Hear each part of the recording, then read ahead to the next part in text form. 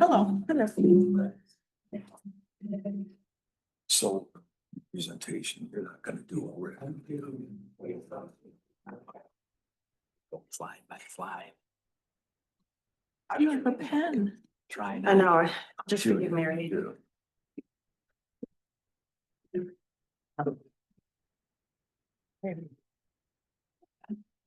Got one of those fancy ends for using on your screen. There's the one. There you go.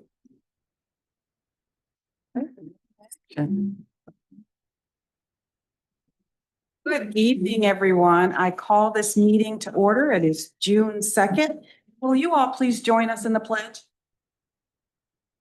Pledge allegiance to the flag of the United States of America and to the republic for which it stands, one nation, under God, indivisible, with liberty and justice for all. Thank you. Madam Clerk, will you call the roll? Thank you. Trustee Bowen, Here. trustee Cascarella. Present. Trustee Lyman, Present. trustee Mohica, Here. treasurer Fedewa. Here. Clerk Clark is present, supervisor Brewer. Present. You have quorum. Thank you, Clerk Clark. We are now on to presentations and proclamations, and I believe Peter is going to come up here, Mr. Menser, and talk about our 2025 master plan, public engagement strategy. That's a mouthful. Everyone, my name is Peter Menser. I'm the Planning Economic Development Director here at Delta Township. So I am not going to present tonight. We have a team from OHM Advisors. Christine Spitzley and Lynn Wilson are going to speak to the public engagement strategy, which I've been kind of forecasting for a couple months, and they're here to provide some more information on what exactly we're planning on doing. And we'll go from there. If you have any questions, of course, I'll jump back in with our project team. So without further ado, here is our project team. Thank you.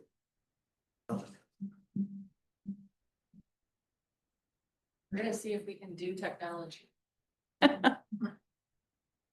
Oh, I see success. There you go. You're just gonna step there, Peter, and make sure you don't go. Well, rails. yeah, jump. Thank you. Well, good evening. Thank you for having us. We are so excited about this project. And for those of you in the audience who may not be familiar, this is an update to Delta Township's master. So we are OHM Advisors. We have a short agenda this evening.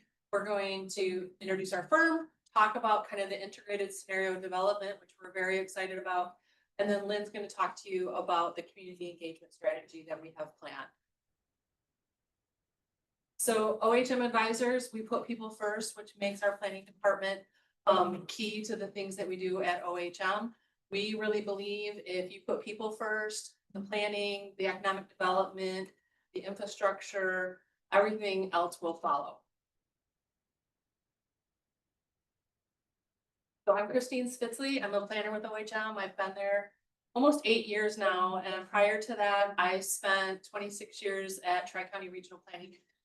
So very familiar with the Tri-County region and with the communities that are in here, all 75 communities in the 3 counties. And Lynn Wilson is also joining me. Lynn joined us a couple months ago. She came to us from Consumers Energy.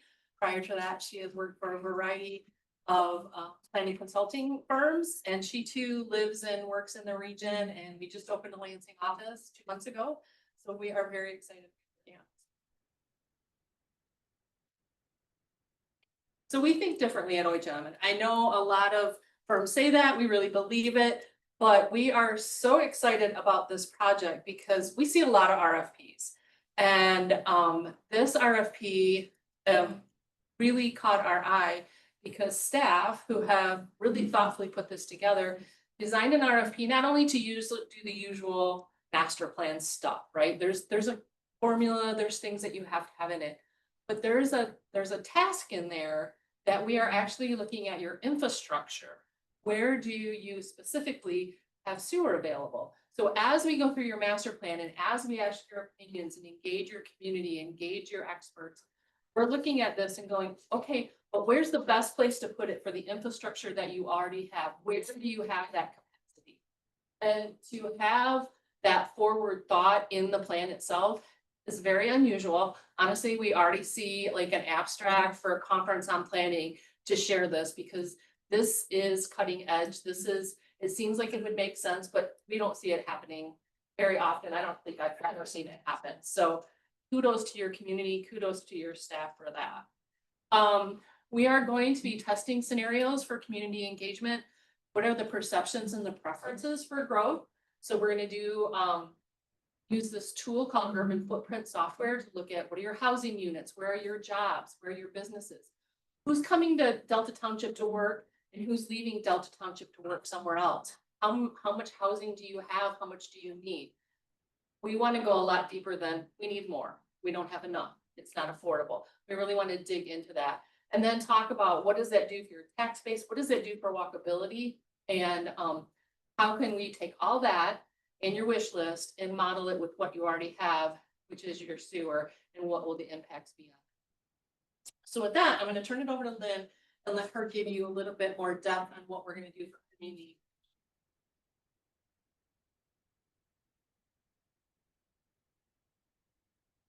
Oh, technical delay, one second. It's right underneath your Peter. Desk. Right underneath, you see that? Yep. Yep.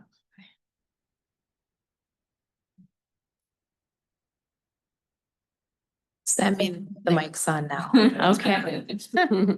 I hope you were able to hear Christine. I want to reinforce her last message that the approach that Delta Township has chosen to take with this master plan is really cutting edge.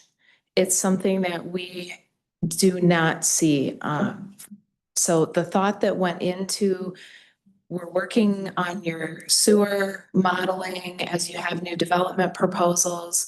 Why not do that with your planning effort? So really excited to blend those things together. As Christine mentioned, we're also going to be using a software called Urban Footprint. So as we come up with, we know what we have now. When we start to look at what we could plan for the future, we'll not only understand if it can be supported with your current infrastructure, but we'll understand what kind of housing is being added, jobs, tax base, so that we can say, this is a good scenario, but this one's even better. We can also balance scenarios out against each other and say, if we do this, we can't do this at the same time. And to know that in a statistical manner is really, like I say, never seen it before. I think we'll be inviting Peter and Brian to join us at the MAP conference this fall. So my role is primarily, well, I do a lot of things, but community engagement is my passion. I am an includer by nature. I believe that we're better off when we have people inside the tent. And I would consider it a failure if someone came in October, November and said, I didn't know you were even doing this. So we have a strategy for community engagement. This was laid out actually in your RFP primarily. So this is your planning staff and your township manager thinking ahead to what's needed. And we will put the legs under it. We will have two community open houses, 3 focus group meetings and an online survey. And I'll take just a minute to speak about each of those. We did an existing conditions report and to understand what's going on in the community right now. And out of that data, we identified 3 areas where we want to dig a little deeper with your leaders and experts. We've identified 3 focus group topics, one being community mobility, one being economic development and talent attraction, and one we're calling safe and healthy communities. And you can see from the general descriptions next to each of those, the kinds of representatives we will be inviting to those groups. We've shared this with your steering committee, had a great dialogue, and it was really gratifying to see the heads nodding in that group and saying, you get it. these are our priorities as well. So we'll be meeting with the steering committee again on June 25th. And we'll bring back some, for instance, with the focus groups, we'll be bringing our invitation list and working on that specifically. And here it is. We're driving toward an initial open house on August 5th. We'll be holding that at the Delta Township Library. And we're working on making that kind of a picnic atmosphere. It's going to be summertime.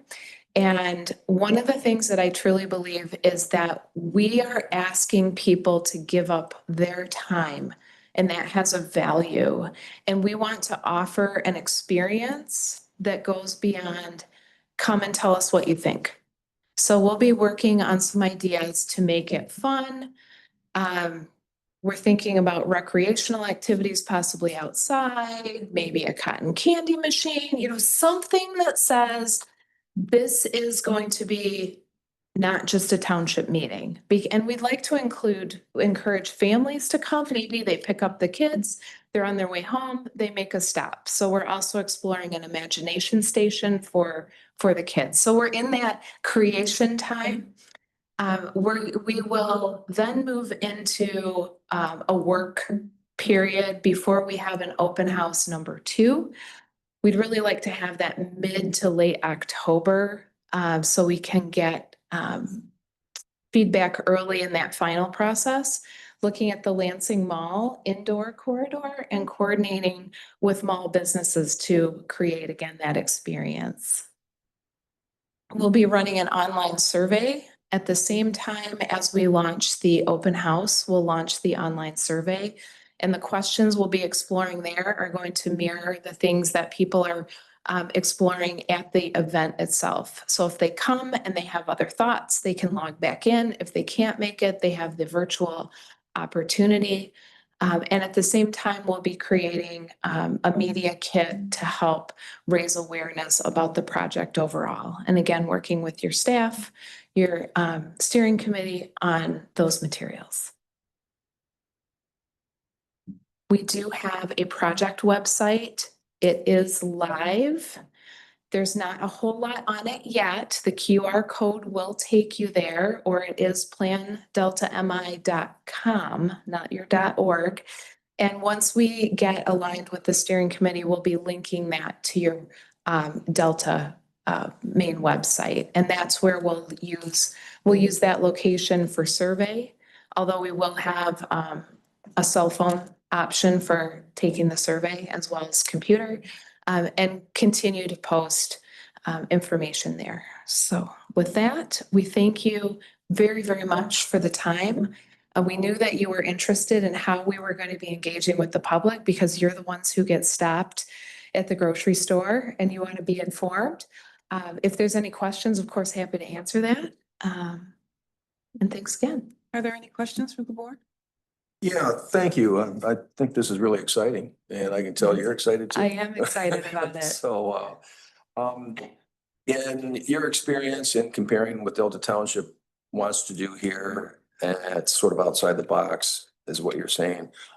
Is there any review of like what other progressive communities do for their master plans for a comparison? Have you have any sort of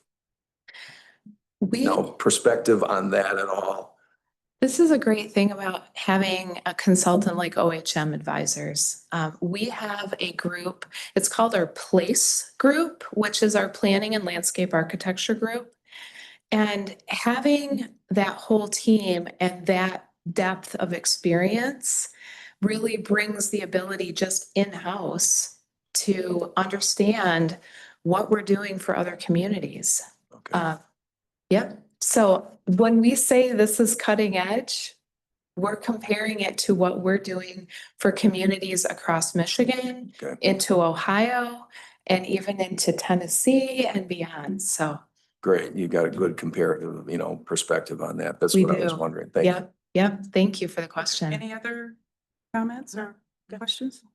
Well, I just want to say to both Christine and yourself, Lynn, I'm super excited. It's always there's a little anxiety when you're doing something of this magnitude. But you certainly made me feel a lot more comfortable because you said you're putting people first. So I'm excited about it.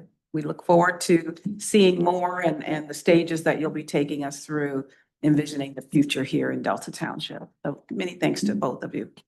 Thank you very much. Peter, is there anything else you need to say with that? No, nothing really, right now. Please we'll keep you abreast of all the different items. So the only thing that we have a date associated with is that first open house, but we'll let you know as other dates and locations are established, and I'll be in regular communication via your, the communications person on the agenda. And if we ever need to come back, we can come back and provide more information. Great, Thank don't you. go too far. Yeah. Okay, we are now looking at our agenda. Are there any amendments to the agenda? If not, I'll take a motion. Thank you. It's been moved. Is there support? Support, moved and supported. Is there any discussion? Hearing none, all in favor? Aye. Any opposed? That motion carries. We are now, we have no public hearings tonight, so we're going to hear from Peter again. He's going to tell us a little bit about the West Saginaw Highway, which is M43 project open house.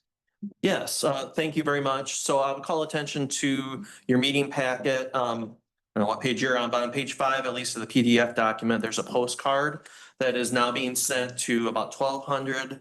There are about 1,200 of these postcards that are hitting mailboxes here in the coming week.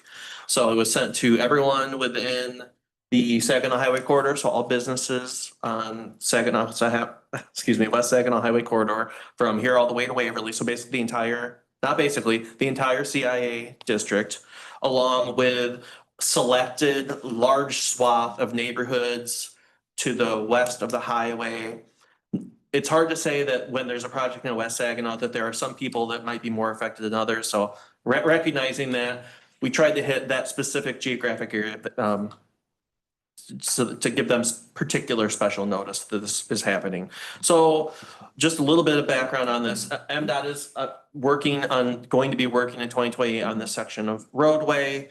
It's a MDOT project. The township's role in this, the way I'm looking at it, is really outreach and communication. We're supplementing MDOT's efforts to reach as many people that could be impacted by this as possible. So it remains an MDOT project, but the township is helping with the communication aspect of it. But specifically, the reason I wanted to stand up is in addition to this postcard that the township is sending and for this project, we also are working on a social media campaign with Mary. And we'll have notices in the different publications the township produces, but also, and if you saw some of this on social media today, this postcard, when I first saw it this morning, I was like, well, wait a minute, how did anyone else get the postcard that has not yet been mailed?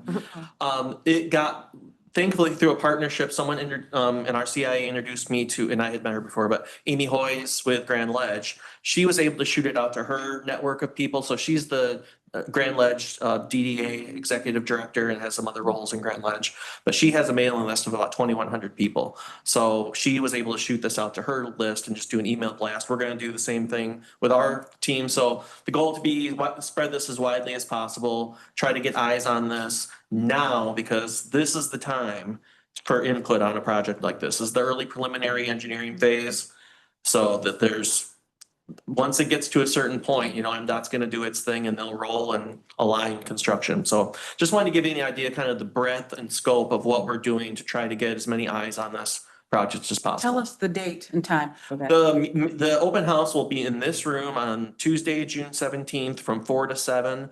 During that time, MDOT staff is going to provide, I think, 2 presentations, formal presentations where they talk about the project and all the things that they're kind of considering as we go.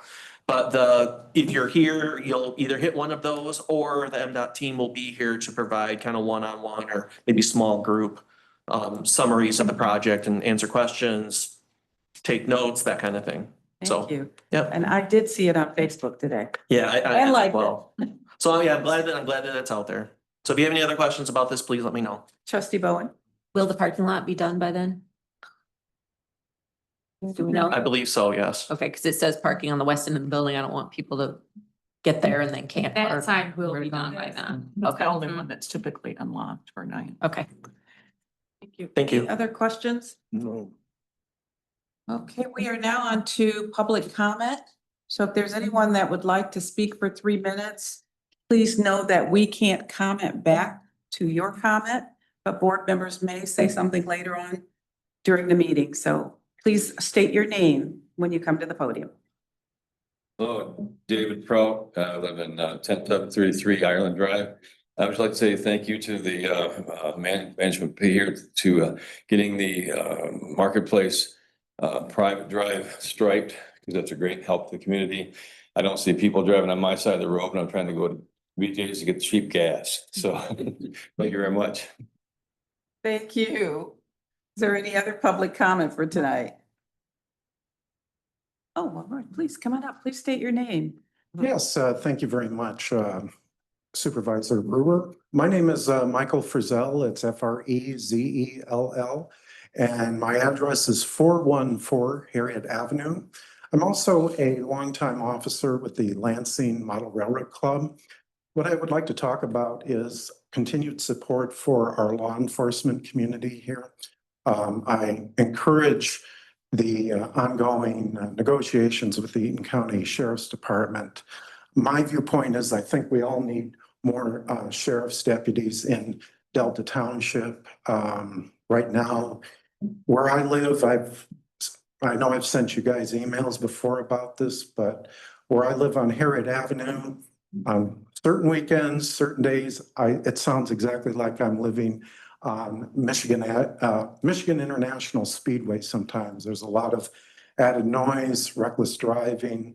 And unfortunately, during the Memorial holiday, I actually had to call the police because there were people speeding up and down our street, making popping noises with exhaust. So this has been a real chronic problem. I know not just in Delta Township, but throughout the state of Michigan and throughout the nation with loud exhaust. I do know in Royal Oak, they contacted their legislators because of issues on Woodward Avenue. And actually a bill came forward to kind of stop and added penalties towards the loud exhaust, but it only made it out of committee and didn't go anywhere. But I encourage trustees and supervisor, if you meet with the township associations or with the Michigan Municipal League, that might be something to talk about and maybe look at added legislation. But in conclusion, I really hope we continue our law enforcement and maybe even see added ones in the future. Thank you. Thank you, Ms. Freezy. We do have a board member or I clerk just would want like to say to something. Brian, I noticed that there was a large car event at AutoZone that night, so I'm wondering if there's a connection and maybe either Captain Block or you or Peter, someone can follow up with them about future events like that. Okay. There were Thank you. cars everywhere. Thank you. And I know that there is sometimes, but I think it's slowed down a lot over by off Waverly near that home store, that Home Good the depot, Home Depot, that they speed down there and it sounds like a car race event.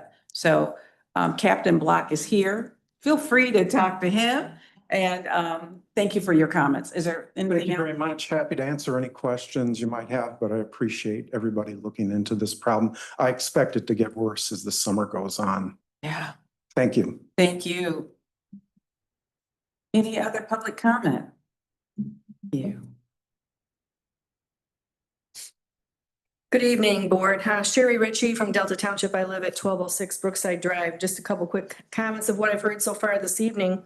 The postcard that was mailed about the quarter meeting, I did not receive the postcard because I live a mile west of here. I live by Coles. The postcard hasn't made it to the Yeah. mail. It literally went to the post office today. Oh, okay. But Peter just said it's going to be mailed west of the highway is what I think I heard. But if I share. Sure, go right. Sure. Sure, you might not receive it, so we mail to all the businesses on West Saginaw and then some impacted neighborhoods. Like I said, I'm not gonna parse, I know some neighborhoods might be impacted, some others may not be, or more impacted than others. But we specifically selected that area just because it was adjacent to the project. So you may not receive Okay, and so my point, thank you, Peter. My point is that there's a lot of retail over here and that's what is causing all the traffic problems in that section. Everyone in Delta Township, west of the highway as well, uses all these stores. There's a Walmart in there, you know? Everybody shops at Walmart except for me, but, I think people west, or people east of the highway should be receiving the postcard as well. I think, many of us are, it's fresh on our mind what has happened with communication regarding the bank drain. So I would encourage you to send the postcard to every Delta Township resident. That would be my suggestion. So thank you. Thank you, Sherry. Any other public comment? All right, hearing none, we're going to move down to our consent agenda. What is the pleasure of the board? I move to approve the consent agenda as presented. Thank you, trustee Monica. It's been moved and supported. Is there any discussion? If not, we'll have a roll call vote. Trustee Monica, Yes. trustee Bowen, Yes. trustee Cascarella, Yes. trustee Lyman. Aye. Treasurer Fedewa, Yes. clerk Clark is yes, supervisor Brewer, Yes. motion carries. Thank you so much. We are now down to, looks like new business items. And we have we are going to talk about setting a special meeting for work, phase 2. And I believe Manager Reed, are you going to walk us through that or is there someone Sure, else? I can have Rick and Jake come up because they're involved with the bidding for the WRF Phase 2. So it's came to our attention, some of the contractors are asking for some additional time with their bids, which given a complex project like this, it may behoove us to allow that time, but it pushes back our interviews and vetting of the bid opening and then the vetting of the different contractors. So there's a long space in between our last meeting in June and the first one in July. So we were hoping to set a special meeting in order to be able to award the WRF Phase 2 contract. And I'll let Rick add if there's anything I missed on that. No, you pretty much summed it up very well. We're pretty much following SRF rules and schedule. But we had several, more than 2 or 3 of the contractors ask for more bidding time. Complex to make sure that everything is understood and more accurate bidding. So we'd like to allow additional time. And then again, as Brian mentioned very well, that the timing by time our consultant Tetra Tech, reviews all the bids, all the alternates, and then we do go through an interview process. We will be past the June 16th board meeting. So this will allow us to make sure that we do our due diligence and review and do interviews. So the special meeting would be the 30th or can it be done on the 16th? I'm looking at our next date. No. No. No, you need that extra time is what you're saying. Correct. Trustee Cascarell? Yeah, I just wanted to ask a question for the timing for approval. You said it's beyond the 16th date. My question is the 23rd viable, the 30th falls the week of the 4th of July holiday, and I know a number of folks already have plans. Correct. Yeah, I think. So would that, the 23rd be a viable date Yeah, instead of we're all- 30th? Yeah, we're flexible to those dates. The 30th was the recommended date, but we're flexible to the 23rd. That would be appreciated. Be Will happy to the make the motion. 23rd work for the board members? So, okay. Yep. That's a Monday. Everybody's good with that? Yeah. Works for me. Here. Mhm. Clark? I don't think initially has to be. And that works Monday, for the yes. 2 of you? The 23rd will be okay? Yes. Yes. Okay. Yes. trustee Cascarell. And just a question too, is the plan still to have the meeting on the 16th or merge the meeting on the 16th into a meeting on the 23rd for all purposes? think the. Well, we're already Posted the set. Do we 16th. have to keep that date? Yeah. Yes, that's we a keep set that meeting. As a general meeting and. Yeah. And then for the 23rd, it would just be a special meeting just for that item unless there's any other items that come up that we would add to that agenda. Yeah, I'd be happy to make that motion then. Please do. Okay, I move that the Delta Township Board set a special meeting for June 23rd, 2025 at 6 p.m. in Room A of the Delta Township Administration Building at 7710 West Saginaw Highway, Lansing, Michigan, 48917, for the purposes of reviewing the proposed contract award for the Water Resource Recovery Facility Phase 2 Major Reconstruction Project. Is there support? Support. It has been moved and supported. Any discussion? Hearing none, all in favor? Aye. Any opposed? That motion carries. Thank you. Thank you. Thank you both. Okay, we are now down to the manager's report. Manager Reed. Thank you Supervisor Brewer and board members. Just a couple things. We have a couple ribbon cuttings this week coming up and we can send out additional information, but on June 4th, we have Sky Zone, which is under new management, at 3:45.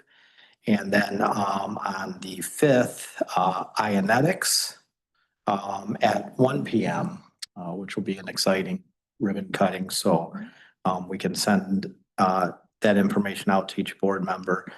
The manager's office today was happy to welcome Quintanilla Dowdell, our new HR generalist. So it was her first day today. So she is officially into the frying pan.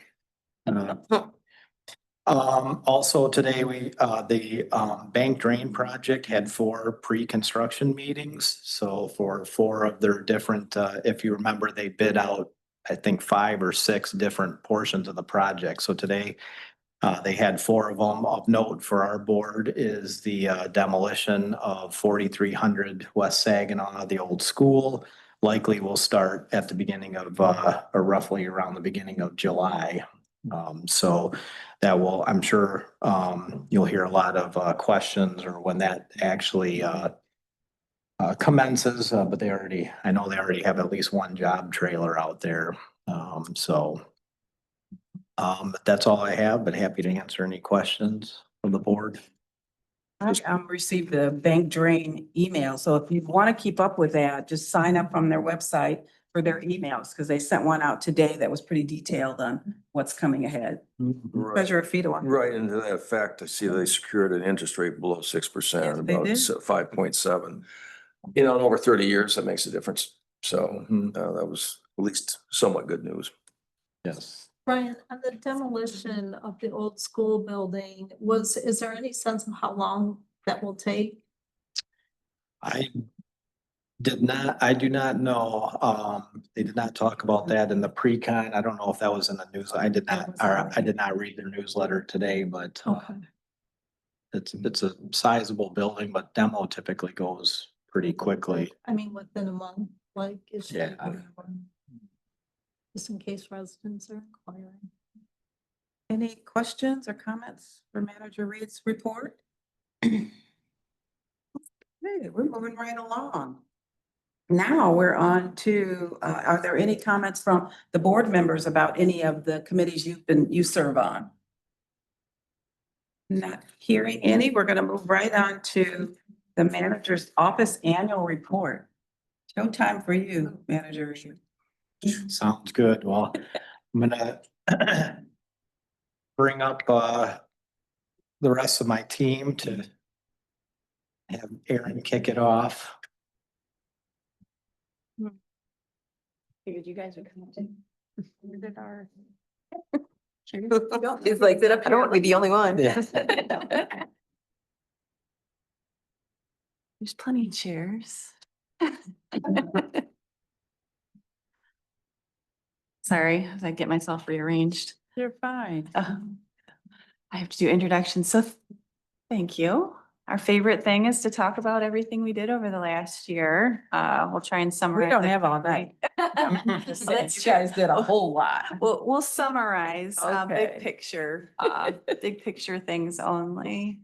So first, to kick us off, just to kind of, I know most of the board knows all the staff, but just kind of a brief reminder of who all makes up just the manager's office portion of our team. There's, of course, Brian Reed, the township manager, myself, the deputy manager, Mary Warland, our communications and assistant to the manager. We have Angela Matlock, our department assistant. As Brian mentioned, we welcome today our newest HR generalist, so newest member of our team. So we're excited to have her rounding everything out. For our T side of things, of course, there's Dave Marquette, who's been with the township for a commendable number of years, an invaluable resource for us as the IT director, and supporting IT services is Erica, who does a fantastic job, who's been with the township for a long tenure as well. And then serving on his dual role of both planning and then, in the manager's office as economic development director is Peter Menser. Fantastic. So many people may wonder what the manager's office does. So this slide is a good representation of it. So we do a lot of collaboration with our internal departments and external stakeholders or partner agencies, provide strategic direction that starts with our township board and kind of translate that to all the different departments. Provide a lot of coordination, which this last year has been a major part of our role in terms of all the projects and economic development we have going on. Same with oversight and problem solving, which you are aware of what we have as well as the day-to-day operations. So in 2024 and coming into 2025, we had a lot of challenges, which are well documented. I won't belabor those, but across the township, staffing and the amount of township projects and the daily workload for our staff across departments, including our public safety officials, both on the police and fire side. We're getting busier as time goes on.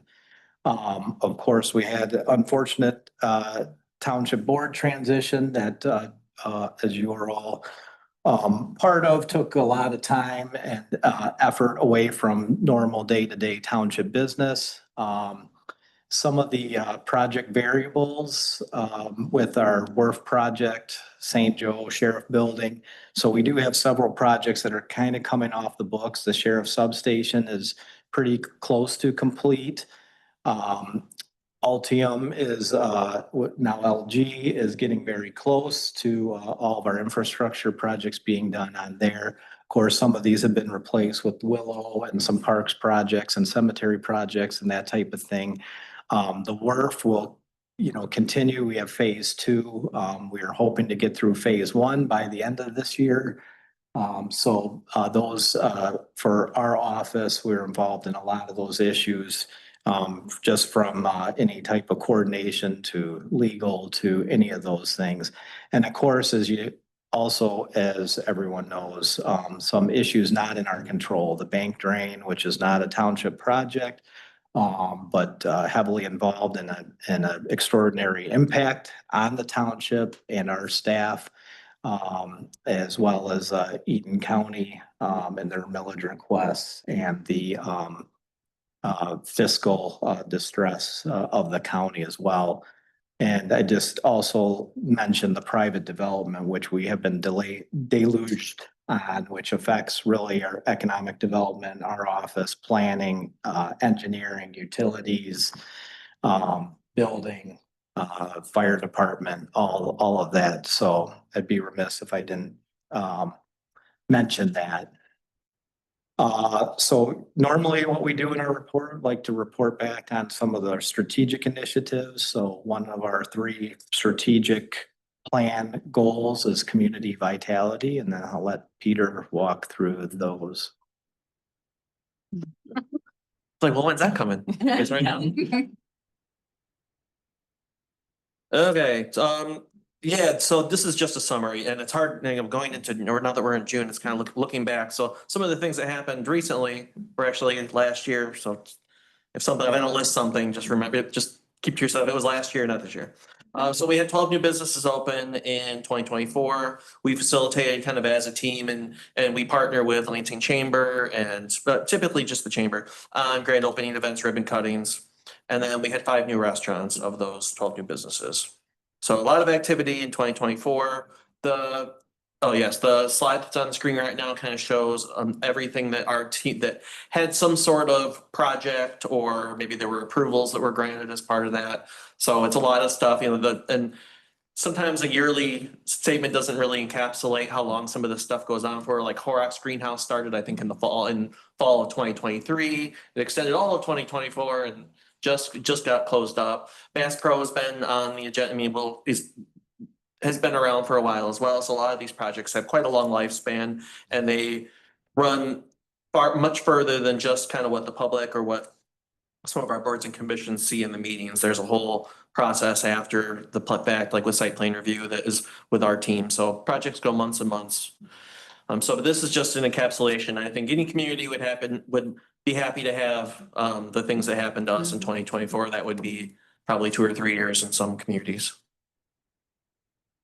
So I mentioned the businesses, so we're continue to get new businesses, places are filling up. Next year's report, I can talk more about that because even some of the spaces here, like Burlington, for example, that left is gonna be occupied. We just learned by a Crunch Fitness. So some of these big empty spaces are being occupied. Yeah, we run the gamut really from big multinational chains to local businesses. I would like to point out on here, like Mother and Earth Kids, for example, was a business that relocated from Old Town in Lansing that found a home out here in Delta and really seems to be thriving in a new space. And then the grand openings are really fun, so I'm hoping everybody enjoys these events that we have. Like I said, we partner with the chamber and really are not possessive of kind of who's running the show as long as we're all involved and can get photos and really help the business, but I mean, help them. Sometimes these photo ops can really be the difference between hitting the ground running and kind of just stalling out. A lot of businesses, as you know, fail kind of right in their first year. So it really helps to get photos and stuff out on the social media. Township has tremendous reach. So it's really helpful. I appreciate for anyone taking their time to come out to these events. So we had Firehouse Subs in February. Plum Health is a health office here on the other side of West Saginaw. DUS Couture is at the mall. Amazon, we all know where that is over on Mount Hope. And then the McDonald's is under new ownership there at Kreitz and St. Joseph. We had one this year, so back a little bit, I think you know the whole story on this, but because we have a corridor improvement authority, we're able to the township doesn't issue, we're able to facilitate development district liquor licenses, which are a little bit different from Class C liquor licenses. In the sense that they're not a commodity. So if you get a development district liquor license, you don't necessarily own the license. It goes back to the state if you don't use it. So it's not a commodity. A lot of people will have that as a big part of their business. They can then sell if they're out of business. So that is the difference. But the benefit to that is it's a little easier to get through the township process. It's not necessarily faster, but it's a little cheaper upfront compared to buying one off the market. And frankly, the reason they're with us there cannot be any other licenses on the market in order to get a development district license. They have to show that there's no other availability. So this year, in 2024, the receipt IPOP, so down at Elmwood and West Saginaw, we're able to get this and they have the license now. So that's good. The last slide that I'll be talking to you about is just ordinance and policy. This year with the addition of the 2 new code enforcement officers that are housed in the building department, we have really taken a few big steps forward with code enforcement. So it's a joint effort between the building department and the planning department. And there are certain things that they look for. They're more concerned with items in the property maintenance code, but planning also has a role of that. There are elements in the zoning code that impact kind of personal lives, residential properties. But though the 2 gentlemen in the building department really hit the ground running, and we have just taken tremendous strides. So they are tackling some properties that have been long overdue for attention and really running with them. I mean, they're going to the Eaton County Court. We're getting, taking the steps that we need to resolve these issues that some of them have been around for years and years. So we also established this last year a code enforcement committee. So it's comprised of the gentleman in the building department, our building director, planning department. We have our noxious weeds officer, Brian Thalen, in our assessing office. And then Brian and Aaron and anyone else that's, part of the team can come and talk to us about that. And we really get together and kind of strategize about how to best deal with different code enforcement issues. So it's across department collaboration in order to try to resolve some of these issues. Not only just resolve them, but consider the policies that are in place for those. Do we need to change anything? Do we need new policies to address issues that our ordinance does not currently address? So it's been a really great new addition. Housing development, so the HRI grant, that's the master plan grant. That's the grant that's paying for a portion of half of the $50,000 of the master plan initiative. So that was, well, you've heard a lot about the master plan. I won't go into that. But the legislative grant is workforce housing. That's the unassigned dollars for the general housing dollars. We'll be talking more a lot later this year. Second Accord, we talked about the MDOT project. That's a lot more chatter on that to come as well. And then we updated the sign ordinance to address some content neutral standards that had really been a long time coming to get our ordinance back into where it needs to be. And then next slide. I think Aaron's going to talk about that. That's me.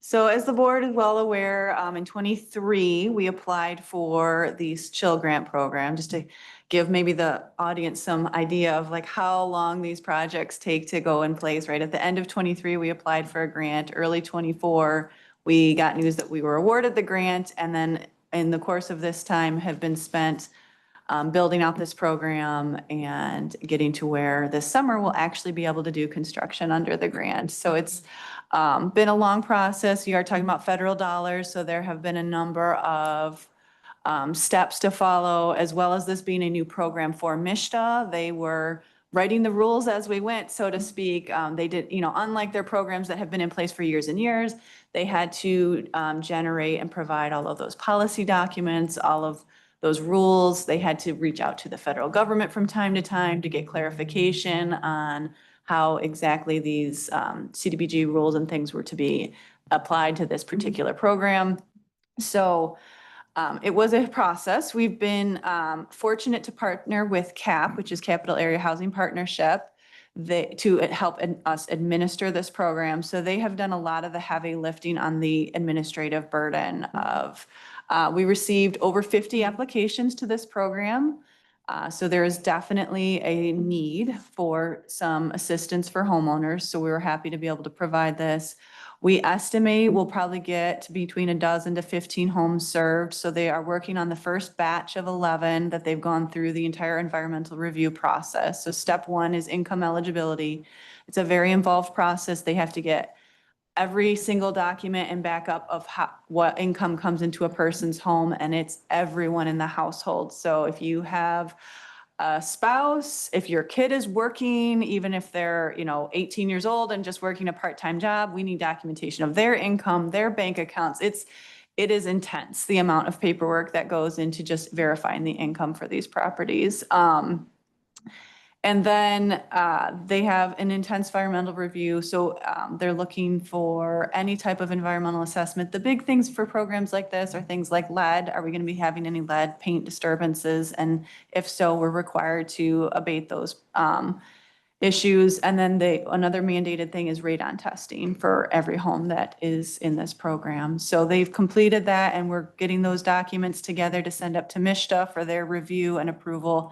And then we'll bid those projects out. Depending on how those projects come back and how much money we have, we'll determine how many additional homes we can assist in this program. So they have started finalizing the income eligibility for another half dozen homes, just to have them kind of in the hopper in the event that we do have enough dollars available to help So the types of things they're looking at, and we'll have Capcom do another presentation to the board once we get a little closer to construction, but they're looking at windows, siding, roofs, HVAC systems, so all that good stuff. The code compliant things are required to be done first as part of this program. So we're very excited to see some actual construction taking place this summer. Exciting. Yeah. How much was awarded to this program to us? $500,000. Yeah, which sounds like a lot of money, but it does doesn't go not that go far. far. No, and each home, the absolute cap is $40,000 per home. And then at a certain income or a certain project level, it becomes a forgivable loan against the property. So it's either a true grant where it's completely forgiven, or if you live in the property for 5 years afterwards, it's forgiven at that point. So Love this program. it's a great program. Yep. So talking about other great programs, we have our partnership with Waverly Community Schools, which is resulting in our Colts Elementary, so that senior and activity center. So this is, we've had a multi-year effort on the design and partnership with the schools. This is a very unique project. They have an existing elementary school that they are converting the south half into an early childhood center to help service the community needs for those, that childcare. But they have a north half that they weren't going to utilize. And so we were able to partner with them, and along with the state, the schools were awarded a $10 million grant to help with the costs of renovating that north half and creating a great new home. As the board is well aware, our enrichment center is a very dated building. The facilities assessment we had done, gosh, it was 5 years ago now, identified some pretty critical structural deficiencies with that building in its current state. We have a lot of leaky roof issues. We have rooms we cannot use because the condition that they're in is just not serviceable. So this will be a phenomenal home for our seniors and all of those programming that we currently do at the Enrichment Center. So we're very excited about this project. So are the seniors. Yeah, I can't wait. they should be. It's great. Okay, moving on to community connectiveness, and this section will be really highlighting our community engagement, equity, and our efforts to continue to make this a great place to live, work, and play. So our community engagement efforts, as far as our events go, this year we went ahead and worked towards planning our first outdoor winter event, which actually took place in 2025, but most of the planning took place prior to that. In addition to that, we have our traditional events like Delta Rock South Summer Lawn, where we have our National Night Out and our Kids Days, Touch a Truck, and all those fun events. And then we also built upon our Juneteenth efforts this last summer by including a new literacy event, which went over really well. We had over 50 kids join us on at Barnes and Noble for that event. And that was a really successful event. I'll talk about infrastructure, which is a third goal in our strategic plan. So we maintained and improved a lot of infrastructure over the last couple of years and the last year. So it's nice to get to a point where we're starting to see the fruits of some of our labor with some of these projects being finished up. So I won't go through all of these, but there on the slide. Parks and pathway projects, again, had a lot of those. Many of these not by design to kind of all happen at once. But as far as pathway, we were able to add the 2 miles of pathway on St. Joe as part of the water main projects. We're very proud of that project. And we'll probably be having a ribbon cutting on that here in the next month or so. And then we were able to complete our projects at Mount Hope. These were projects that were envisioned when we first built the park. But we had cut the ball fields and out of that one because of the cost increases. So we were able to secure grants for the 2 additional ball fields. as well as a perimeter pathway around the outside of the park. And so if you've had a chance to walk that, it's a nice walk around that park. We did complete the Delta Mills restroom. Those are year-round restrooms there. And we have commenced design on the rest of our grants projects, many of these that we received in 2019 or 2020. So the Sharp Park renovations, which is actually started construction, Hunters Park pathway, Delta Mills to Hawk Meadow pathway, and the Hawk Meadow loop, which we'll talk about here in a minute. Public safety, part of our infrastructure. We did have our first paramedic graduate through the Forward and Better program. So thank you to the board for supporting that. And thank you to our partners in the fire department for working with the township and specifically Assistant Chief Kaler, who was very instrumental in that program and helping to develop that. So we continually try to find hiring and training programs to try to keep our public safety strong. Our new fire chief, David Feichner, who went through that process towards the end of last year, is a big contributor with that. And of course, our new public safety facility across the street, which is nearing completion as well. But essentially complete. We're just working through punch list items on that. I just want to talk about some unique projects that we had last year. We completed a basement waterproofing project.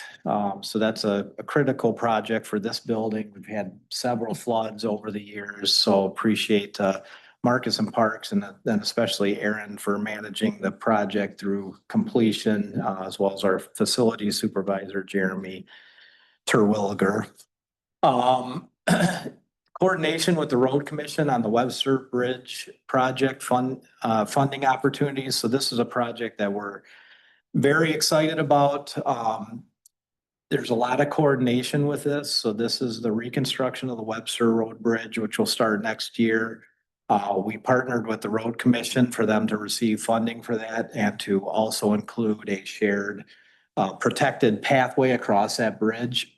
So that allows us to also complete our pathway to from Delta Mills all the way to Hawk Meadow, which has long been in our non-motorized plan and one of the projects that we have really sought over the years. So we have a lot of funding connected with this local bridge program for the completion of the bridge. We did receive Eaton County Parks funds for the design of the pathway across the bridge. We have MDOT TAP funds for the pathway, as well as a DNR grant for the pathway. So that's a very comprehensive project. It connects Delta Mills and Hawk Meadow, and then both, as you know, Hawk Meadow and Hunter's Orchard, which it'll also connect to. We're completing loops in those parks, so that will have loops in both of those parks and then a pathway connecting those. So that'll be a very comprehensive project when that's all done. Then we've also been coordinating with the Eaton County Road Commission on the GM funding that we received a couple years ago, or the Road Commission received, but this is reconstructing and repaving Davis Highway, which was completed last year. They're moving on to Nixon Road now between St. Joe and Davis, and then next year it'll be Millet Highway. Included in that funding is if the road projects go well and there's funding left over, we do have some water main extension funding tied up with that funding that would go from Guinea Road to Canal along Davis.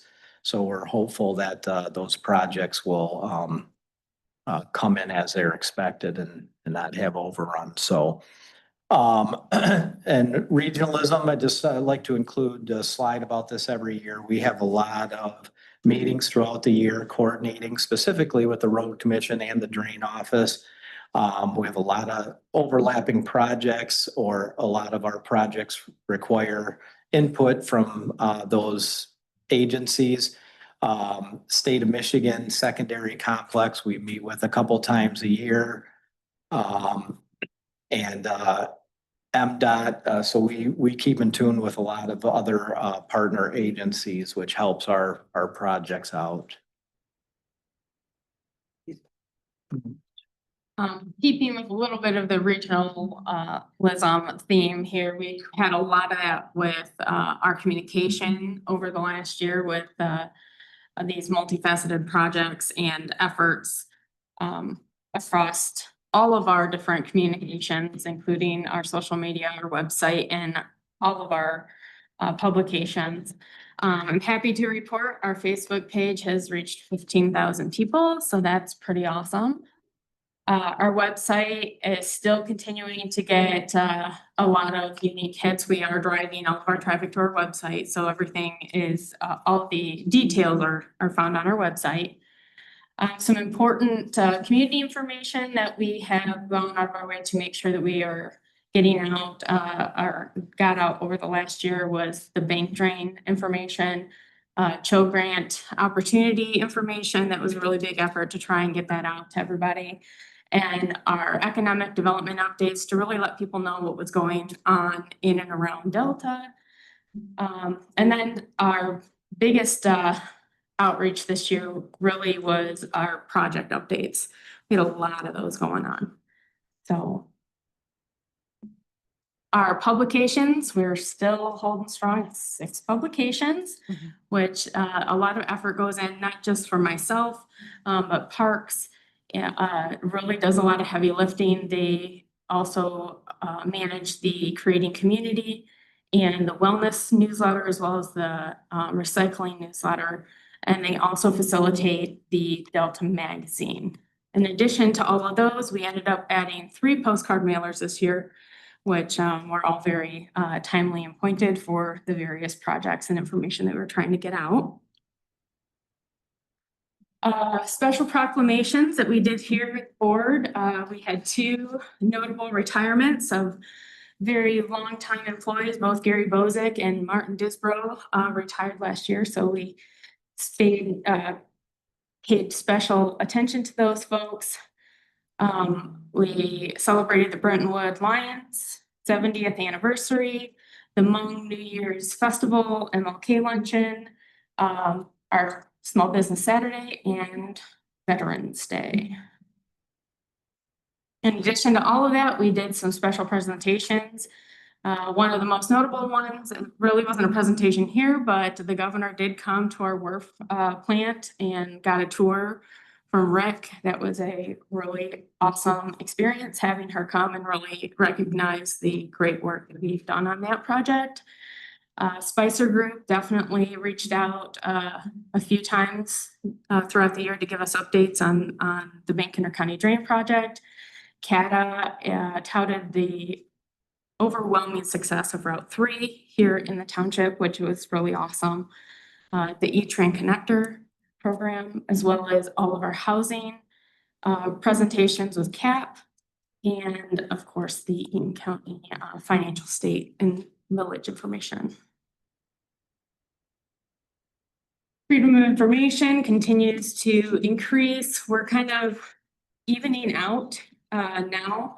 Year to year, the last 4 years have been approximately the same across the board for the number. We're hovering between 120 and 135 FOIA requests. As you can see, the breakouts for each month. Typically, we're seeing an uptick in the spring on FOIAs, and then we also see a pretty significant uptick in late fall and early winter for those. Any questions?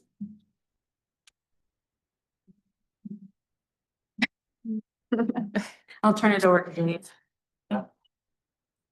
Hello, friends. I'm Dave Marquette. For those in the audience that don't know, I'm the technology director for the township. So 2024, all the rage in IT around here was BSNA. So we had to prepare for a big migration that took BSNA out of the basement and put it up into the cloud. And so there was a lot of BSNA cloud prep and configuration leading up to that July launch when we finally got it out. We had to do some conversion. We got, terabytes of data that need to be uploaded and put into this system. We had to coordinate a launch and coordinate that around the township and with the township employees, get everybody trained as quick as possible because as you know, BSNA runs our local government. So it's not like we could just say, we'll take a couple weeks off to learn this.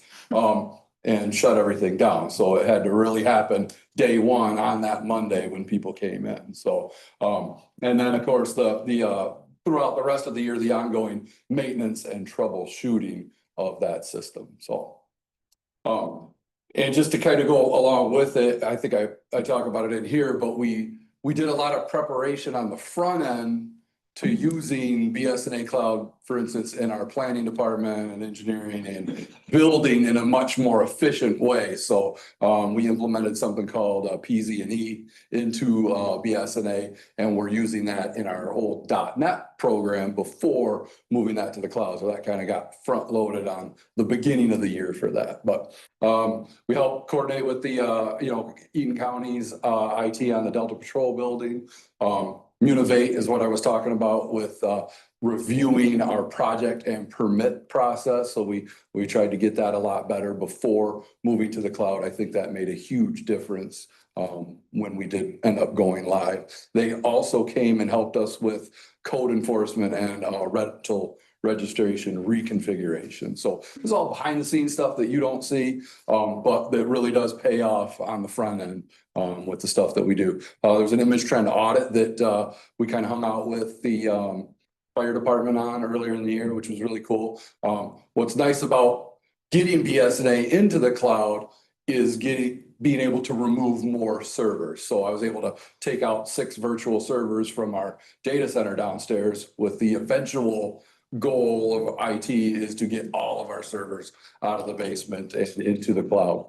So we're slowly plunking away at that. We did upgrade our library's AV equipment, implemented a cloud check tablet there at the library and updated our local schools library catalog, which is it's a big process that, you get with Waverly and get that stuff uploaded into their system. So.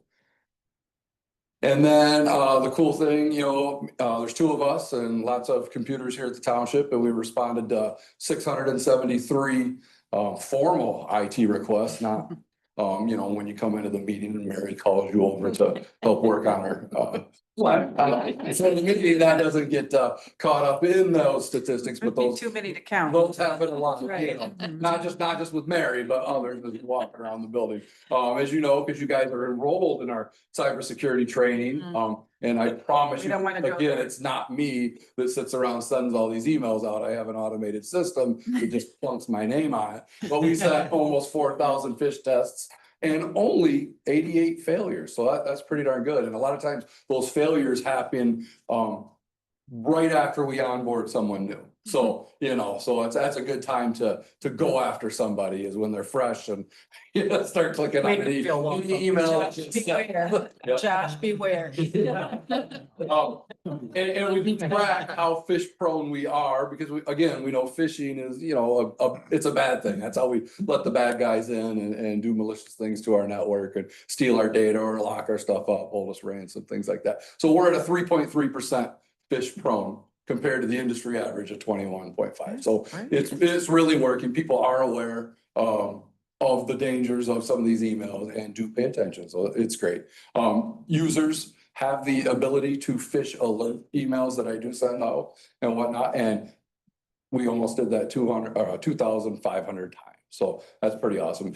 Zscaler, it's part of our cybersecurity footprint.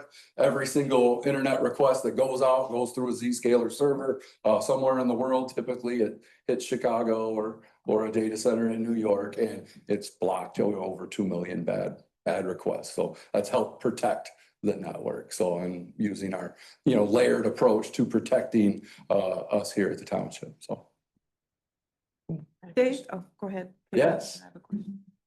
Do you, for the township, do we use or do you guys use an an intranet, some type of intranet, just that the township uses? Sure, so we used to use an intranet and we used to have an own published intranet, but so we've converted that over to Teams and put that in part of our Teams channel. So that's where so it's actually a SharePoint site now that's part of the Delta Township team that every single person is put on when they start here at the township. I was gonna say, yeah, it seems to be the trend, so that's why I was asking. Everybody seems to be going on Teams and Outlook, so it's just the suite and then you guys go on Teams, right? Yep. Okay. That's right.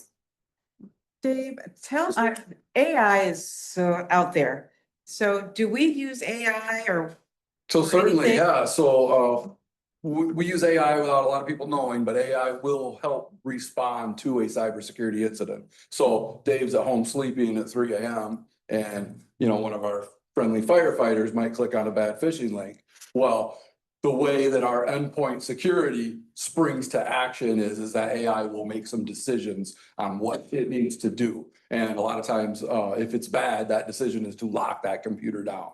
And so hopefully it will be locked down and then I'll wake up and get an alert and hopefully then be able to address it if AI hasn't already taken care of it. But, that's just one example of, how we're currently using AI, but there's certainly a lot of other applications to be used, especially in local government. So, yeah. Any other questions or comments for Dave before he sits down and then we go on to the next part of it? Thank you. Well, thanks, y'all. Take care. I think last, but certainly not least, human resources. We saved the best for last. That's how we'll phrase it. We have both myself and I made a note, I actually should say hired in 25 to replace Wendy Aney. But so Quintanilla Dowdell is our HR journalist, and then there's me, and we handle the primary functions for HR. So that includes everything, recruiting and hiring people, benefits and payroll, which is a partnership with accounting, of course. It's not a solo venture. Classification and compensation, so making sure everyone who's working here is being compensated and classified appropriately. We handle workers' compensation claims with our insurance carrier, labor relations. So this is everything from just general employee relations to working with our unions on any other particular issues, and then training and professional development for our staff. So in a little more detail into each of those things on the next slide, which is too small to read on my. Thank you. I can't read the text on my printout. This kind of goes through, I'll move quickly because I know it's, we've been here for a bit talking through what those types of tasks involve. So, it's everything from reporting an incident to investigating if there is any sort of employee issues. It's making sure we onboard new employees and get them enrolled in benefits. It's doing open enrollment every year for our active employees. Something that sometimes gets forgotten is we have a contingent of retirees that, because the township provides retiree health insurance, we have to do open enrollment for them every year. We have to manage their benefits. If they have mid-year changes, because they have qualifying events too. They get married, they get divorced, people pass away, that sort of thing. Not too many new babies with our retirees, but we do have those changes that take place year over year. And then big thing that we're looking at too is training and development. So helping support our different departments and their directors and making sure that our staff have the tools they need, both, the bare minimum, right, to keep their licenses or their professional credentials in place, but also what additional skills and experience can we bring to them to help better them, whether it's management and leadership training or other types of, just job-related opportunities and training. So, some highlights from 2024. We had some fire department leadership challenges. So obviously hiring the new fire chief at the end of the year, but we also went through promotional processes. So for the first time, we had promotional processes for our battalion chief rank, because that was a new rank in 23 that was established with the new contract. And so we had some retirements out of that rank over 24. And so we went through a hiring process for those.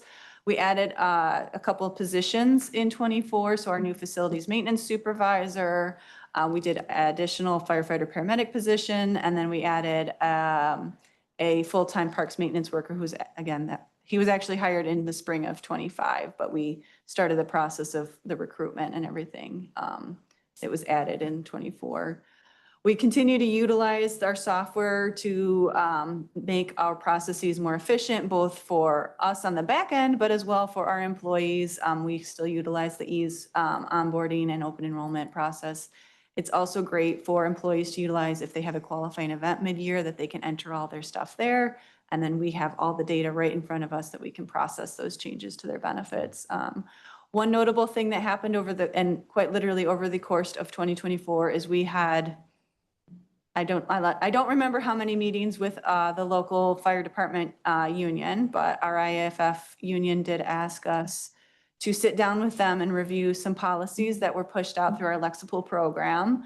We ultimately reviewed 28 policies with the union, and we updated 16 of them. So it was a year-long process that we initiated in this discussion with them and resulted, I think, in some better policy documents for our department. And then as the board knows, we updated our holiday schedule. We did some wage and benefits analysis over the last year, and we've done some training over the last year. For recruitment and hiring, just get into some data. We hired 17 full-time and 10 part-time staff, so that's not including any of our interns or seasonal workers. They kind of come and go every single year, so we don't include them in our statistics. And we did include year to year what's been our hiring trends over the last 3 years. So one thing to note about hiring, so in the fire department alone, between like the spring of 24 to the spring to now, like over the last year, we had, I think, about 9 or 12 retirements because of some just serious longevity that we had in the fire department. They were all kind of came in at the same time, and that means they all left at the same time. So we had a significant hiring in the fire department in part to replace all of our retirements. You know, some hiring that we do is not always because of people leaving. The board may recall we had a employee pass away last year, and so we had to hire someone to replace her. So there's some nuance to those numbers, right? Like you can look at those numbers and it doesn't, it's hard to always know exactly what it means. So I just wanted to add that. In terms of employee training and development that's taken place over the last year, we've done our employee retreat and appreciation. Those are ongoing things we do every year. Dave went in detail about our BSNA training, both that we've done ongoing because of the new system, but then we've brought in BSNA to do training for new employees as well. That's been very beneficial. For some department-specific training, we launched some battalion chief training in 2024 to help provide that new rank with some like management and administrative type training because they were taking on some additional responsibilities in those roles. And then, our annual training for sexual harassment and ethics that we do every year. In terms of retention, as you can see, about 1/3 of our workforce has been here for less than 2 years. And then it's kind of evenly divided from there in our chunks of, as I mentioned, a big chunk of our new employees include replacing a lot of long-term retirees. Something the township is going to have to work towards for our next department that's going to see this wave of retirees is our utilities department. We have a large number of long-term tenured employees in our utilities department that are eligible for retirement, that we will see that same sort of level of turnover in that department due to them, getting to do that great thing that we all hope to do one day and go retire and enjoy the fruits of working for, in some cases, literally 40 years here. So we wish them well, even though it does cause us some heartburn because that's a lot of institutional knowledge to lose. So for workers' compensation, I just gave you the last 5 years of workers' compensation claims. In 2024, we did see us drop back down into what I would consider a more typical claim number and things like that. So we're seeing some of those, in 23, we had a unique, circumstance that we had a couple of claims that drove up the number of days lost abnormally high, but now we're back down into the, a dozen claims or so that result in days lost. So we're hoping 25 is even less than that. So obviously our goal is 0. We don't want anyone to get hurt at work. So we continue working on prevention options where they are available. So. And then our goals and focus for the next year, we're looking at more employee engagement. We're looking at township-wide and department-specific training. As I mentioned, retirement and succession planning, specifically looking at our departments that we know have a lot of tenured employees, and then just any policy and procedure updates that may be needed. That's all I have. I would just add that I always enjoy doing our annual reports. I thank the board for their indulgence, but I really like that it highlights the capabilities of my staff, which I think goes unnoticed a lot of times. You can see the tremendous skill, and it's not easy working in the manager's office or for this manager probably, but Aaron and Peter and Dave and Mary, and our other folks in the manager's office, we handle a lot of complaints, a lot of phone calls, a lot of problems that come up with any type of economic development, code enforcement, legal, communication, social media, IT, human resources, employee issues. So this just, I think, scratches the surface of what happens on a day-to-day basis. And a lot of the success of the township could not happen without these folks. So I really appreciate their work, and hope that that's acknowledged by everybody in the township. Of these folks, as well as all of our other departments and employees across the township who do an equally commendable job. So we're happy to answer any questions. The fake sneeze. Any questions, comments? Yes. Just a comment. I just want to thank Brian and his staff for the extraordinary job you do.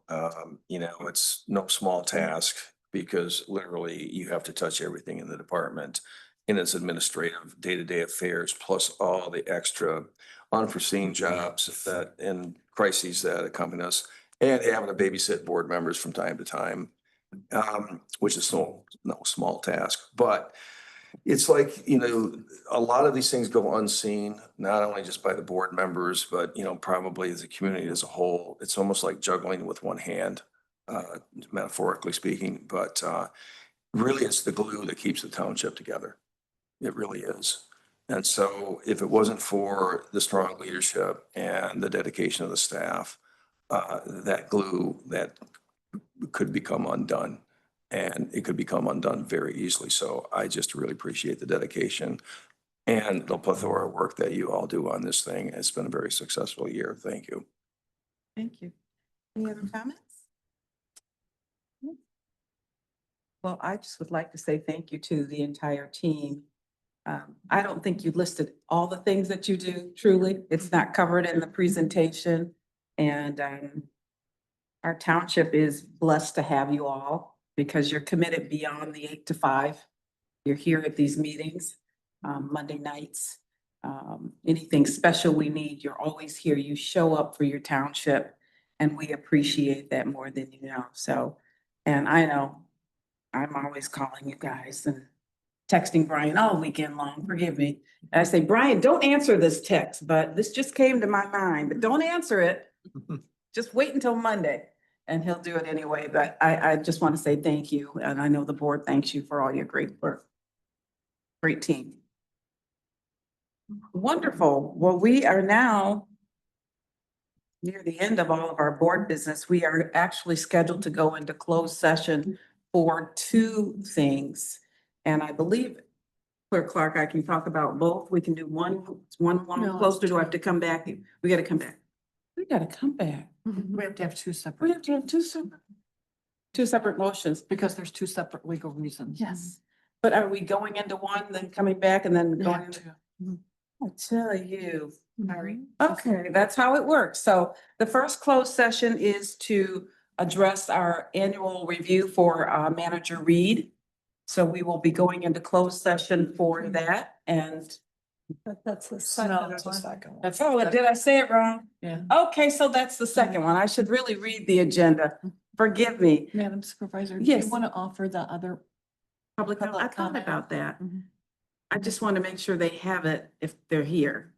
So if you would like, I'm fine with that. If you would like to come to the podium for public comment now, we'll do it again. Mhm. So if you want to come up now before we go into closed session, because we have no idea how long we'll be in closed session, you are welcome to come to the podium. Thank you. And then I'll go into why we're going into closed session. Please state your name for the record. Good evening, Board. Linda Marquardt, 204 Geneva Circle. I really have two topics that I'd like to speak to. First topic is I want to thank Mary and Brian for attending the May 30th Board of Directors, Eaton County Board of Directors budget meeting. And I appreciate it, especially Mary's comments. And I appreciate the entire board's ongoing efforts to negotiate a new Delta Patrol contract. I know this is a tough issue, and I've been praying for all of you in your negotiations. I want to mention that I would just encourage the board to consider ways that maybe the township can do a little belt tightening in order to be able to afford the additional expenditures the township will have to make in order to support a more expensive Delta Patrol contract. Which leads me to issue number 2. Last week, as you well know, CATA completed a 3-day target insight survey on the Route 3 extension, and I participated in it.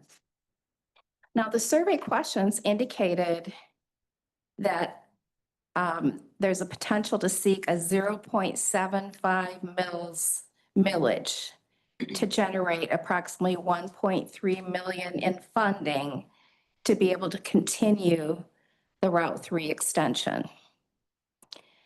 To be honest with you, I was appalled when I thought about 0.75 mils to continue the CATA Route 3 extension compared to 2 mils, which would have adequately funded public safety, including police, the prosecuting attorney's office. And I thought, gosh, when I compare the value of the two as a township resident and as a taxpayer, it really blew my mind. So I'm anticipating that CATA will be coming to the township board and reviewing the results of that survey. And I also just wanted to make the point, and as many of you have probably done, I've been reading comments on social media about the failure of the public safety millage. And I think the no vote was more of, I don't want my taxes to be increased, as opposed to, I don't support public safety in Eaton County. So I just, want to offer that sentiment as you all are considering what we can afford to do in order to continue the great Delta Patrol that we have and the prosecuting attorney's office who work so hard to keep us safe in our community. So with that, I say thank you. Thank you, Linda. Is there any other public comment?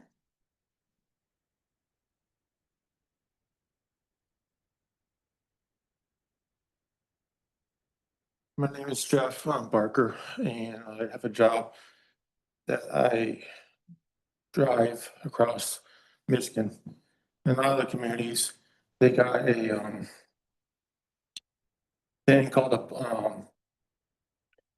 video that takes a screenshot for every license plate that goes in the township or city. It's called the flock. And it's a tool that the sheriff department could use just look at other technology tools out there that, as we go through this millage, just look at technology things that you could use to solve issues. You mentioned about Waverly and St. Joe. I was pretty on top of that before things got really bad. And I was pretty proactive about issues about everything about that issue and but I just want to let you guys know that I do care. I think that drainage millage is taking part of the Township votes for the Sheriff Department vote. And we just got a building brand new, which is good and needed, but for the police, I'm just saying that you would have 2 votes and for the millage for the additional stuff in the building is, you know, within 2 years is maybe a lot for the community. That's all. Thank you, Jeff. Yeah. Anyone else? Mrs. Henderson. Good evening. I am Brenda Henderson. I live at 4808 Delta River Drive. And I just want to thank Manager Reed and your department and your staff for the outstanding work that you do for our community. Sitting here and listening and seeing all of the things that you do for our township, it was overwhelming. I didn't realize all of the areas that you cover in keeping our community safe and keeping our community moving forward. So I commend you and your staff. I also commend the trustees because you're in good hands with him and his department. And I like the way transparency is always shown to us. And please continue to do whatever you do to make us safe and feel good in our community. Thank you, Mrs. Henderson. Is there anyone else? Okay, hearing none, we are going to go into our first closed session, and that is to talk about the public safety issue. We want to talk about the contract and some language with the board on giving Brian some authority to negotiate. So we are going to go into closed session to have that conversation, and then we will be back. You need a motion. Oh, I need a motion to go into closed session. So moved. Support? Any support? It's been moved and supported. Any discussion? Hearing none, we'll have a roll call vote. Trustee Cascarilla, Yes. trustee Mohica, Yes. trustee Lyman, Aye. trustee Bowen, Yes. Commissioner Fedowa. Yes. Clerk Clark is yes, Supervisor Brewer. Yes. Motion carries. Thank you. We will go over to the next room.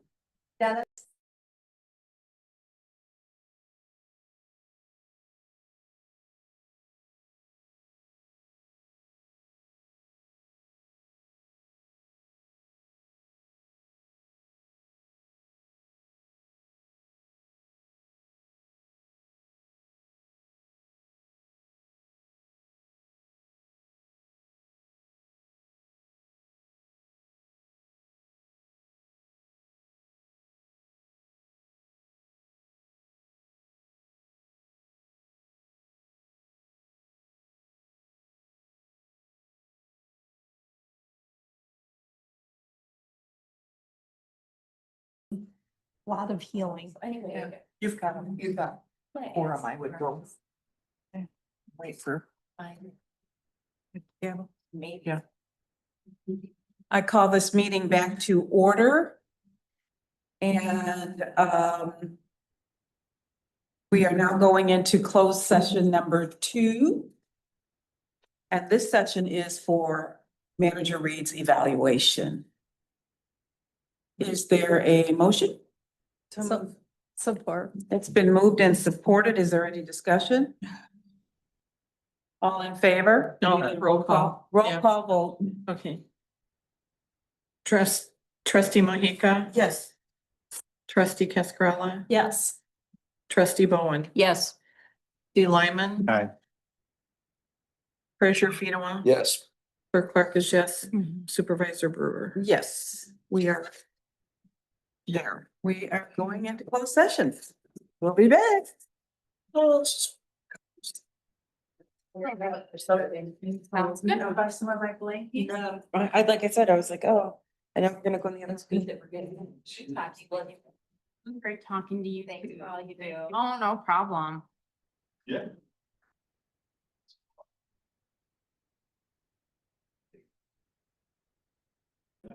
You didn't have to get this word about? What do you think we're gonna do them in, or what's that? I call this meeting back to order.